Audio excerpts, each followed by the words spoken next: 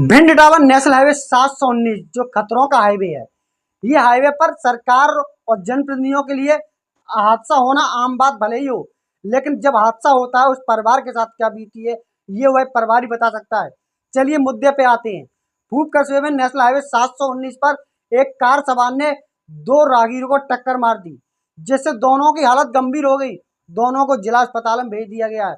अब जिला अस्पताल में इनकी स्थिति कैसी है ये तो डॉक्टर ही बता पाएंगे, लेकिन जिम्मेदार सरकार आज भी नेशनल हाईवे 719 पर ध्यान नहीं दे रही है, क्योंकि इनको फॉर्च्यूनर से निकलना होता है और फॉर्च्यूनर में ही बैठकर चले आते हैं। जरूरत पड़े तो उड़न दस्ता भी इनके साथ हाजिर हो जाता है। इसीलिए जनप्रतिनिधियों को भिंड ग्वालियर नेशनल हाईवे की चिंता नहीं सता रही है।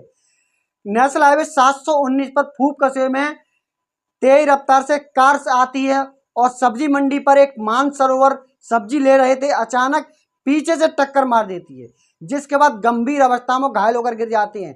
लेकिन कार सवार यही नहीं रुकता, इसके बाद भी तेज रफ्तार ले जाकर सुरपुरा तिराहे पर वहां निकल रहा एक व्यापारी को भी टक्कर मारते हैं और व्यापारी करीबन हवा में 2 सेकंड तक ऊपर हवा में ही लहराता है, इसके बाद नीचे आके गिरता है। इसके बाद फिर भी यह कार नहीं रुकती, कार तेज रफ्तार में आकर सीधे इटावा की ओर दौड़ लगाती है। स्थानीय लोग तेज रफ्तार में बाइक पीछे लगा दे देते हैं, जिसके बाद बधाको तिराहे पर खड़ी 100 डायल भी उसके पीछे पड़ जाती है। कुंवरगढ़ पर जाकर कुंवरगढ़ पर जाकर कार सवार को पुलिस पकड़ लेती है। लेकिन सवाल यह है, आखिर कार ने जिस तरह हादसा किया वो हादसे का जिम्मेदार कौन है?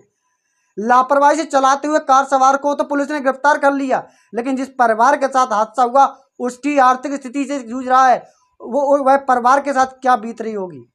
जिस परिवार यहाँ 2 तरीके से परिवार की स्थिति खराब होती है, एक तो शारीरिक कष्ट पड़ता है, दूसरा उसे आर्थिक कष्ट से झेलना पड़ता है।